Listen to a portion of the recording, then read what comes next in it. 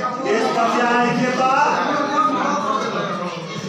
अनि cot 90 plus theta यो आइयो। अब यसको त चेन्ज र नो चेन्ज थाहा छ हामीले। प्लस मा आएपछि कुन नो चेन्ज हुन्छ के रे कुन पोजिटिभ हुन्छ यो त सबै चेन्ज हो किनभने नेगेटिभ भनेको चेन्ज हो हैन। नेगेटिभ अघि नै मैले के भने यो नेगेटिभ चेन्ज हो अनि यसमा कुन चेन्ज हुन्छ कुन हुन्छ साइन भइहाल्यो।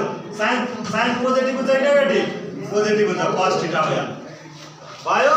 अर्को कुन हुन्छ कुन चेन्ज भने थिए मैले sine and cosec cosec theta भयो। यति दुईटा पोजिटिभ भयो बाँकीलाई नेगेटिभ गर्ने minus sine theta minus cot theta यसको माइनस के हुन्छ cosec थीटा सर cosec को सर sin थीटा हो।